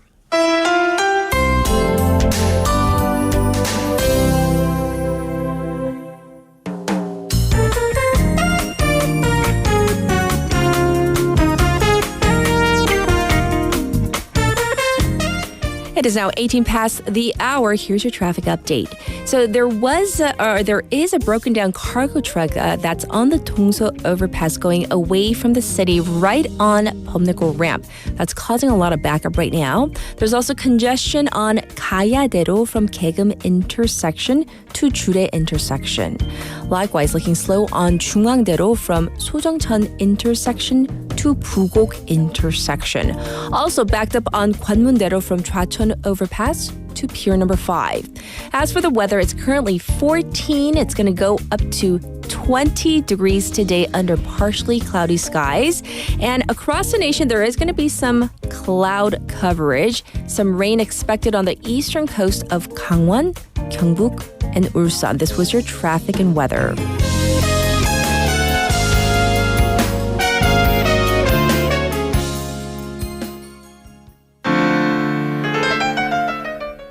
How about this one, Piano Man by Billy Joel.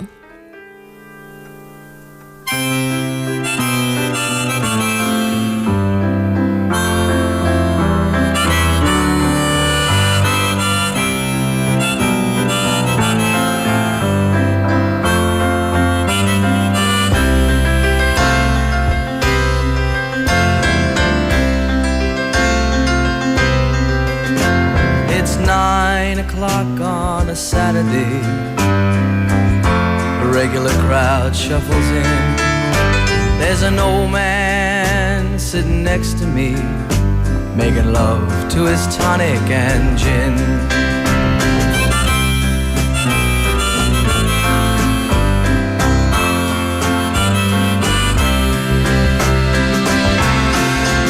He says, son, can you play me a memory? I'm not really sure how it goes, but it's sad and it's sweet, and I knew it complete when I wore a younger man's clothes. La la la li li da, la la li li da, da da. Sing us a song, you're the piano man. Sing us a song tonight. Well, we're all in the mood for a melody, and you've got us feeling all right.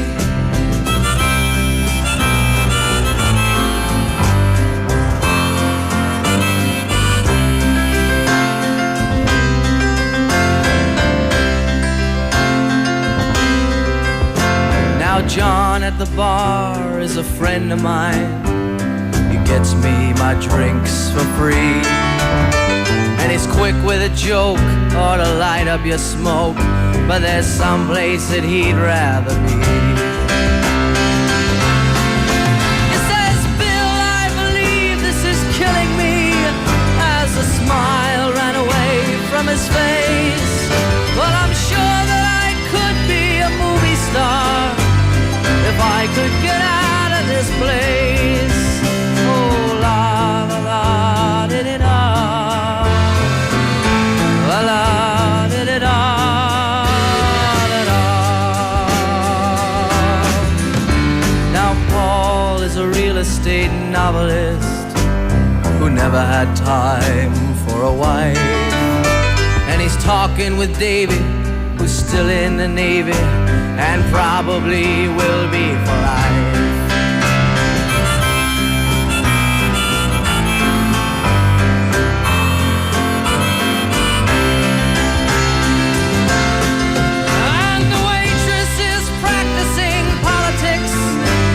Businessmen slowly get stoned. Yes, they're sharing a drink they call loneliness, but it's better than drinking alone.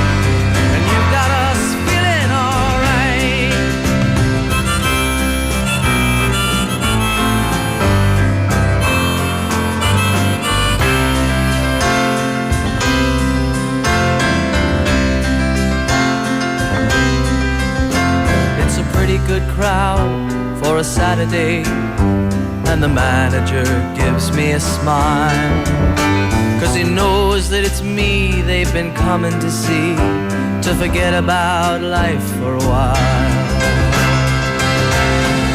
And the piano, it sounds like a carnival, and the microphone smells like a beer, and they sit at the bar and put bread in my jar and say, man, what are you doing here? Oh, la la la, di-di-da. La la, di-di-da, da-da. Sing us a song, you're the piano man. Sing us a song tonight. Well, we're all in the mood for a melody, and you got us feeling all right.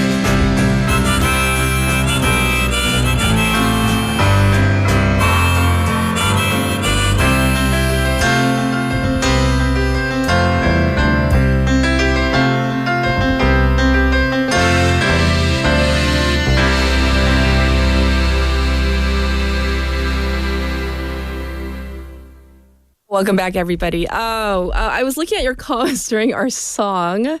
Tommy, I got to read this one. Tommy said a long time ago, apparently, like, you know, you do your blood typing in school, whether it's in like middle school. I did it in middle school, in junior high school, where you blood type A, B, O, AB, etc. And so I guess like he had an inconclusive or incorrect testing. So he went home and he asked his mom, was I changed, you know, at birth? Like, you know, did they switch babies? Because that refers to our previous segment. And he says, my mom hit my head really hard. Well, you deserve that one. And then that got to the whole discussion of Korean parents. Why? I don't understand this. Why do Korean parents tell their kids that they got them 다리 밑에서 주워왔다고요? I don't get it, because I had that same story told to me. My producer also confirmed. I ran away from home when I was 4, packed my little backpack, I remember. And then my mom had to chase me down. She chased me out of the apartment because I thought that, you know, I was like, I'm going to go look, 진짜 엄마 찾으러 갈 거예요, or something like that. That's what she said, I said. And then my producer wants to know, 그래서 캐서린은 어느 다리에서 I don't know. So everybody has a bridge, right? Some sort of bridge. I was living in Seoul at that time. I don't even know what bridge was there. I was too young, but I think that's kind of cruel. But it's a common Korean kind of thing. So I don't know. Is there something common in other parts of the world? I'm not sure. Anyhow, we're going to get to our special interview because our guest is in the studio. So we'll be back in just a moment.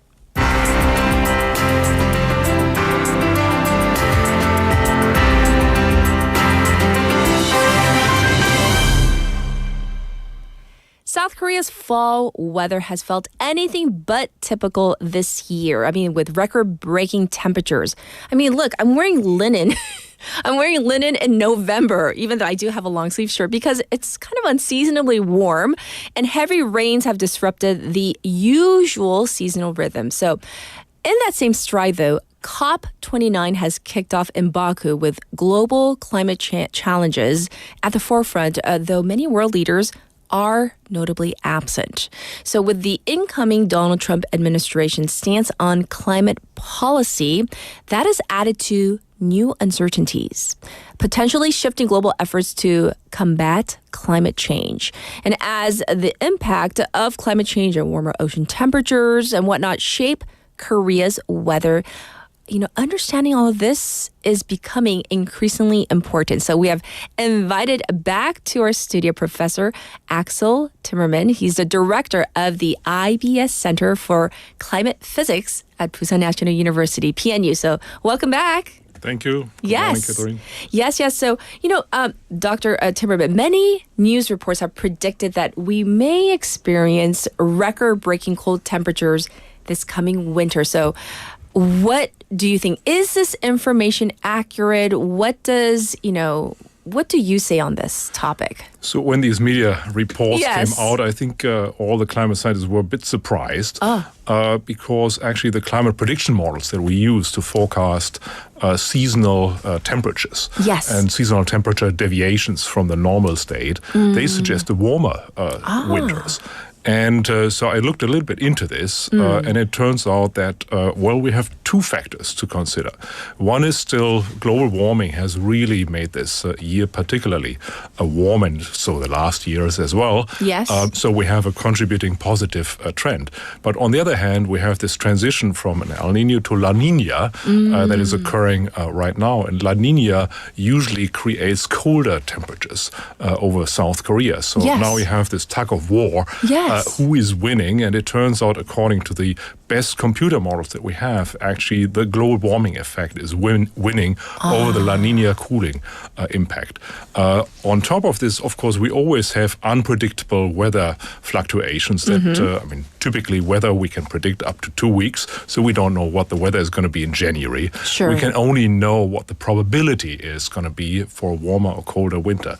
And it turns out that we still have to brace for warmer temperatures relative to the 1990 to 2000 climatological mean. Right. So I wonder why all these reports say something else, because, I mean, even people on the streets, they say water cooler talk. People are like, oh, it was a hot summer, so it's going to be a really, really cold, winter. So that's what, just like average people are saying. However, you're saying, looking at your information, that may not necessarily be true. Yeah. Climate scientists don't look into a crystal ball and make predictions, but we use supercomputers, and they factor in all of these different components. Yes. And then we can really quantify which of these components is the more important one. Having said this, there could still be a cold winter day anytime during the winter, and there could be extremely cold temperatures on Sobaeksan, Soraksan, anywhere. But if we just look at Korea as a whole, and as a seasonal mean from, let's say, December to February, we would be seeing a higher probability for warmer conditions. Yes, that's what the science says. So thank you for clarifying, because we don't want misinformation out there, and we don't want to spread that misinformation. Well, I don't think we can deny that South Korea has seen record-breaking warm temperatures and rainfall, at least the temperature-wise this summer, definitely. It seemed awfully hot. So are we mistaken about that, or do we have numbers to back that up, that it was really, really hot this summer? Yeah, this was an unusual summer and also an unusual autumn in South Korea, but also worldwide. I mean, worldwide, we are about to exceed 1.5 degrees Celsius above pre-industrial levels this year, most likely. And this is on a global scale. Regionally, of course, we had an incredibly long summer, which also heated up the ocean a lot. And this heat is still stored in the upper tens of meters of the ocean, and it can provide some kind of capacitor effect for the months to come. So this is essentially an additional heat reservoir, like a hot bathtub, that doesn't cool down very quickly, and it can promote also warmer conditions into, the fall and even into the early winter. Yes, well, we have a better graphic or picture. When you said hot bathtub, I think that really did it for us. Hot bathtub. So it's just lingering, that warm weather. So does this mean that maybe we may be seeing more of the extremes in the near future, longer, hotter summers? Do you think this is what we have in store for us in the near future? So these extreme events will, in particular, heat waves and extreme rainfall, as we saw on September 22nd, of course, in Korea, and elsewhere, Japan as well. So they will become more frequent as we warm up our planet. And that's quite clear because warmer air can hold more moisture. And when it rains just harder. So if we look at extreme events, also we need to think about updating our infrastructure, because many of the infrastructure that we have in South Korea was established decades ago. So at a time when this discussion about global warming was not really taking place. True. So right now we really need to go back and see, okay, what change in the frequency of these extreme events can we expect in future, and how should we upgrade our infrastructure, storm drain systems, etc. So important, as you say, the drain system, because sometimes we see that we get those alerts saying, oh, watch out, this area is flooded, etc. For now, though, I do want to switch gears just a little bit, because with what's going on around the world and COP29, but I want to start with the new Trump administration, because we just had the U.S. presidential election. Donald Trump, he is set to take office in January, coming up real soon. How do you think that the U.S. and its climate policies might change? Because we can't deny the fact that the U.S. has a big impact on the rest of the world. So what do you think? So it will change dramatically. Yes. That is for certain. And also Donald Trump already indicated that he will exit the Paris Agreement or Paris Accord again, like he did in 2016. Remember, 2015 was the Paris Agreement, and he became president in 2016. And one of the very first things he did was exit the Paris Agreement. And that's, of course, a huge problem. Also, a lot of regulation on climate changing emissions for methane and CO2, a lot of the regulations will probably be also weakened or abandoned. And this is, of course, part of the Environmental Protection Agency, the EPA, and the new potential head of this agency, Lee Zeldin. He is also someone who would like to deregulate essentially emission capping. And this is a huge problem.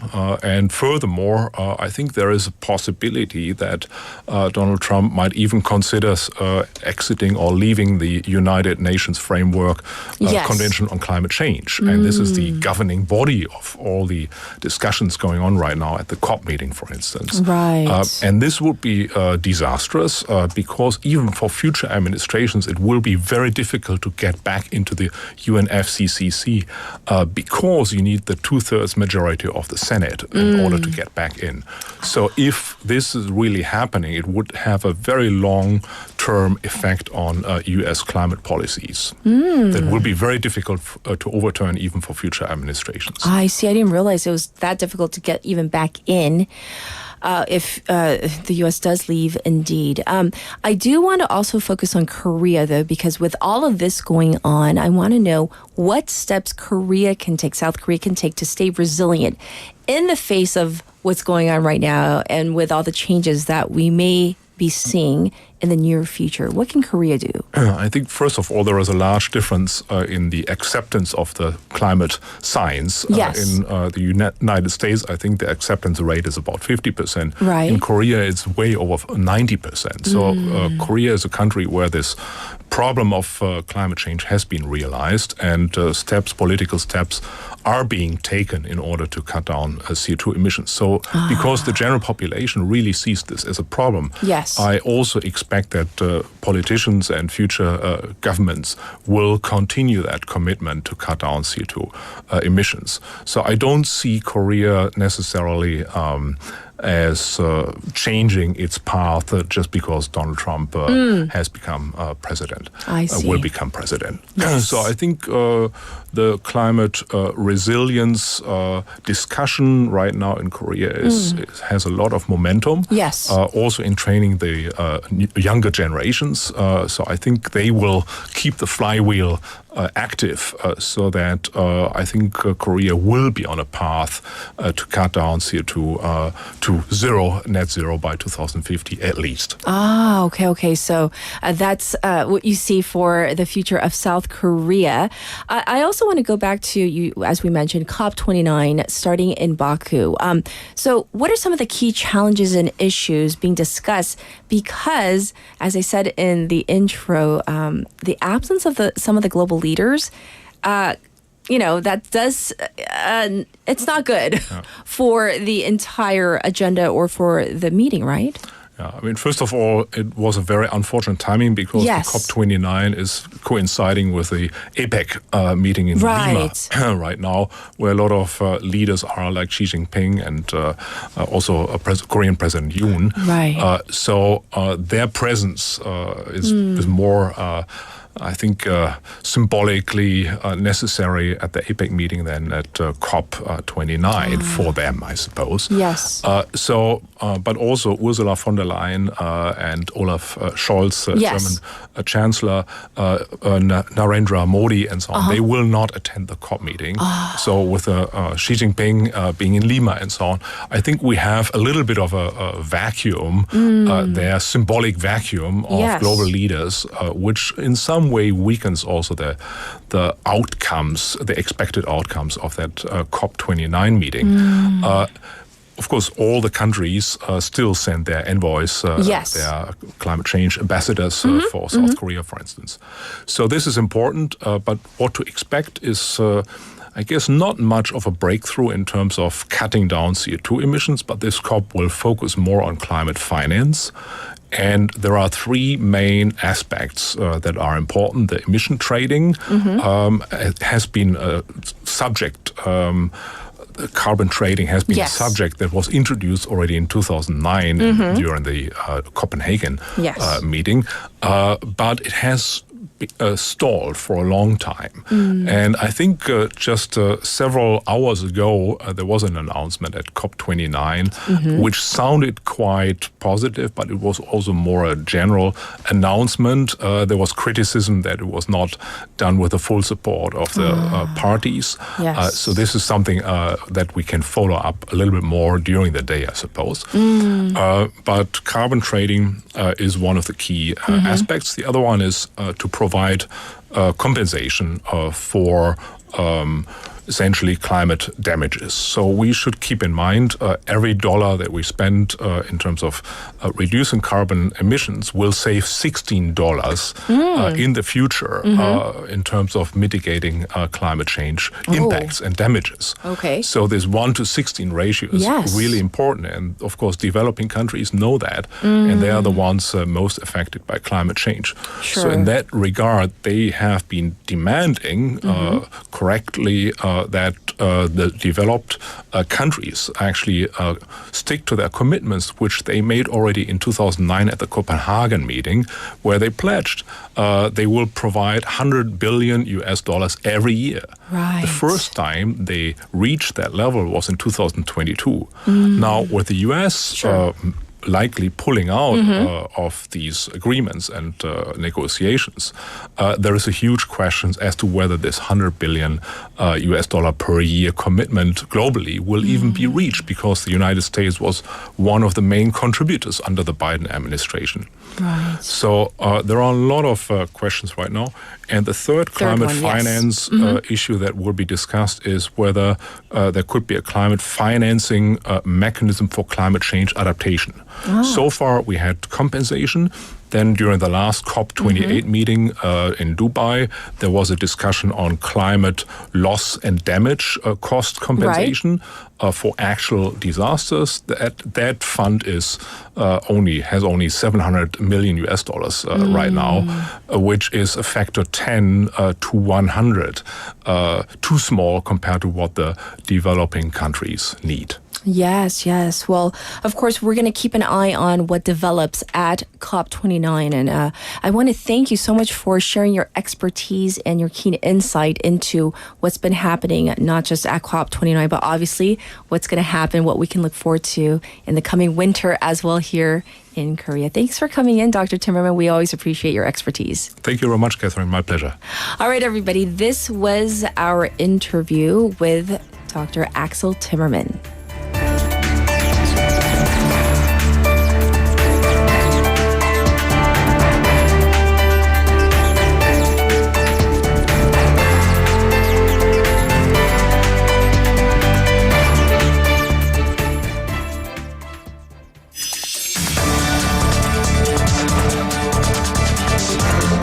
Get your local up-to-date news from Korea and abroad right here on Morning Wave in Busan with Catherine.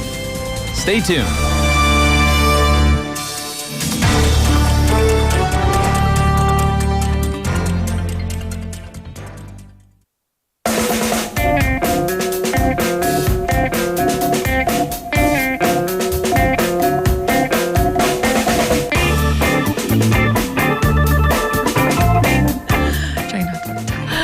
It is now time for Bonnie and the Hell. Good morning. Hey. It's so odd to see you on a different day. I know. We're getting all our days mixed up. It's Wednesday.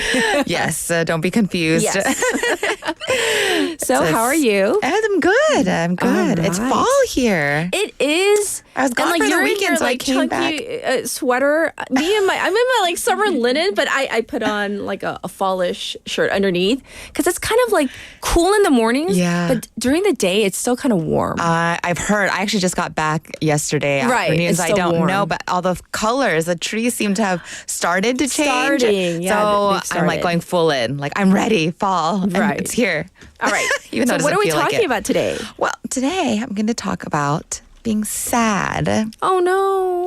But not the sad, the emotion sad. Okay. SAD sad, seasonal affective disorder. Oh. This is a type of depression that is related to the changing of seasons. Oh. So I'm not talking about being sad, like, oh, I just saw a really sad movie and I feel like crying. So this acronym, SAD, this usually happens at the beginning of fall and goes through the winter months.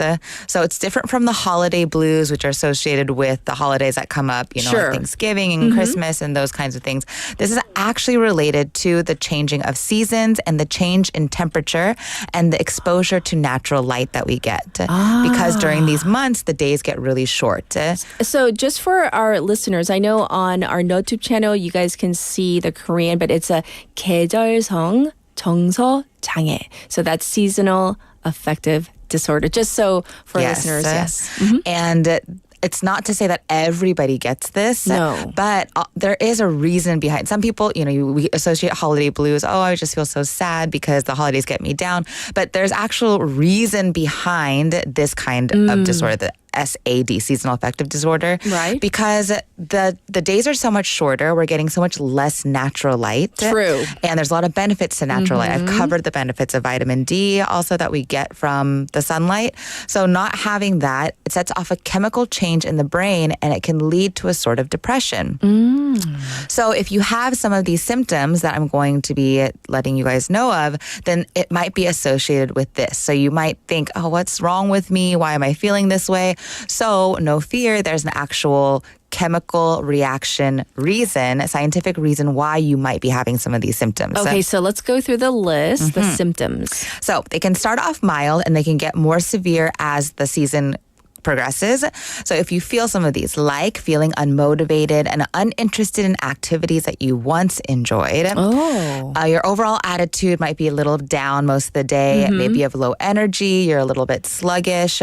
So you're having more sleeping problems. So maybe you don't want to get out of bed in the morning. And we call this kind of a hibernation where you're not wanting to do activities, especially social activities. So when your friends are getting together, when you're usually having, a little club get together, you don't want to partake, you don't want to go, you don't really want to talk to other people or be around other people. And these are usually friends, people that you usually want to be around and you just want to stay at home and hibernate. Okay. Overeating, especially foods like carbohydrates. While you're hibernating, this is dangerous because like inactivity. But these are like your comfort foods, things that you want to sit at home on the couch with a blanket and you kind of just want to binge eat, like pizzas and potatoes, mashed potatoes or macaroni and cheese. Yeah, those kinds of things. Having feelings of guilt or worthlessness, and this is on the extreme side, is just not wanting to live, not wanting to get out of bed. You're having difficulty focusing, concentrating. You're really cranky. Your irritability has gone up a lot. You're just frustrated with a lot of things. And interestingly enough, I'm not really sure why, but younger people and women have higher risk of this. Of SAD? Yes. Interesting. So I'll tell you also the exact causes are actually also not understood, not fully understood. But the theory behind it is the lack of sunlight. It's getting dark. Some people are going to work and they're coming out of work and it's already dark. Yes. So you're not getting that, 2 to 3 hours of natural sunlight exposure that you normally would get, especially if you're going to work early in the morning. You are only being exposed to darkness and artificial light. Sure. So not natural light. So this affects your production of melatonin, and that's the hormone that makes you kind of feel sleepy. So when you have SAD, your body produces more melatonin than normal. Okay. So that's going to give you that sluggish feeling. And lowers the production of serotonin. And we know that this is the hormone that affects your mood, appetite, and sleep, makes you feel kind of happy, positive. So lack of this can cause a sort of depression, and this disrupts your circadian rhythm. So your body's internal clock.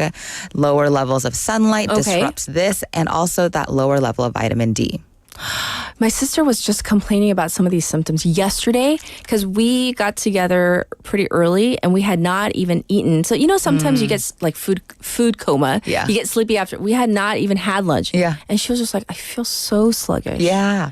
I've had friends too saying, I don't really want to get together. I don't feel She's like, I don't feel like my normal this. self. Right. She was saying this yesterday. And sometimes we see the opposite. Do you notice?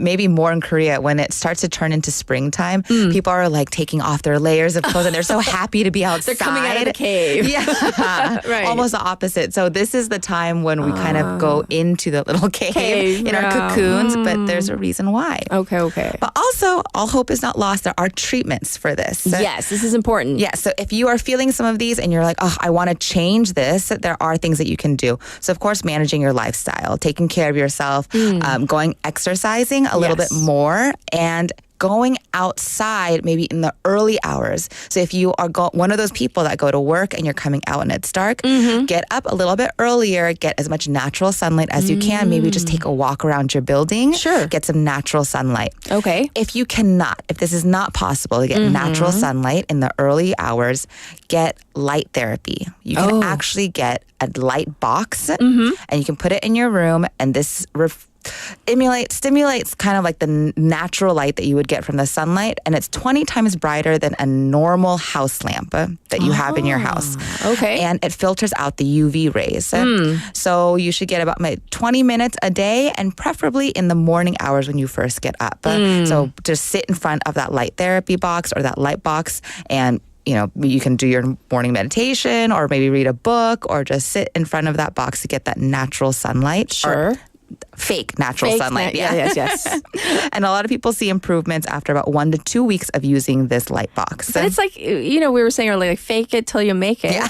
But I mean, you're kind of tricking your body into being outside and getting more sunlight because you can't. And also you can work from the inside out as well by eating foods high in vitamin D. Because we're getting that vitamin D deficiency by not being in the sunlight. So you can eat foods that are high in vitamin D, like what? Salmon, tuna, eggs. There are lots of fortified foods now, like juices and cereals. Lots of orange juice is vitamin D fortified now. Liver, cheese, and then mushrooms, the magic of mushrooms. Lots of different kinds of mushrooms, and then also different kinds of non-dairy milks like rice, coconut, almond, oat milk also are vitamin D fortified. Okay. And this is a trick for everybody out there. If you are enjoying your mushrooms, put them in the sunlight for about 15 to 20 minutes before you eat them. What happens? This will increase the vitamin D by at least 20%. Seriously? Yes. So before you eat them, if you have sunlight somewhere in your house in front of a window, just put the mushrooms there. Like even in a windowsill? Yes. Just even if the windows doesn't open, there's like a window? Yeah. Natural sunlight is obviously the best. So that vitamin D gets absorbed into the mushrooms, and then you obviously absorb that vitamin D when you eat the mushrooms. So a nice little trick for you.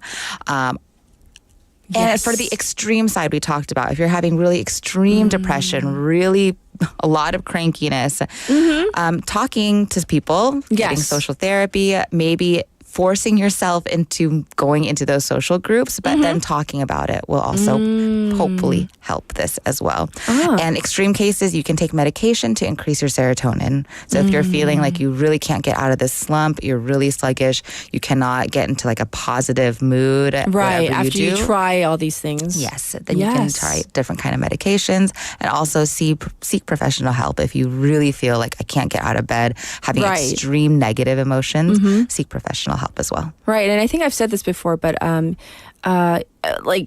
get your blood, checked out like once a year, every other year. And then so my doctor recommends like, oh, you're not getting enough vitamin D, yes. which is very common for women. Yes. So she recommends like, if you don't have the time to get out into the natural sunlight, get an injection. So she injects me in my butt. That makes sense of why women are a higher risk for this. Yes. Yeah. So I was like, you know what? If that's going to help me with my vitamin D, inject me. Go for it. Yes. So Dr. Kim, if you're listening, thank you.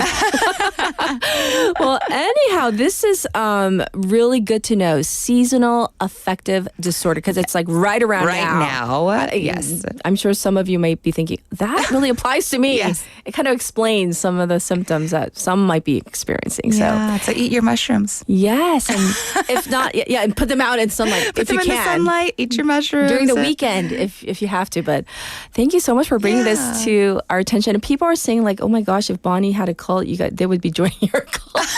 No, in a very really, really positive way, saying that you're their self-help guru and spiritual leader. So not in a weird like way. In the best way possible. Where I just hand out mushrooms to everybody. Here are your mushrooms. Put them in the sunlight. Well, that would be your parting gift. We'll check in with you next week. Thank you, Bonnie. Yes, have a good day. All right, it is time to wrap up our Wednesday. Remember, tomorrow is Sunung Day, which means if you don't have to head out early, please, leave a little late. I know some companies already do this, but just as a reminder, because we want to stay out of the way, out of the traffic. We don't want congestion for tomorrow. Final song is A Lover's Concerto by Sarah Vaughan. Have a good one, everybody. Bye-bye.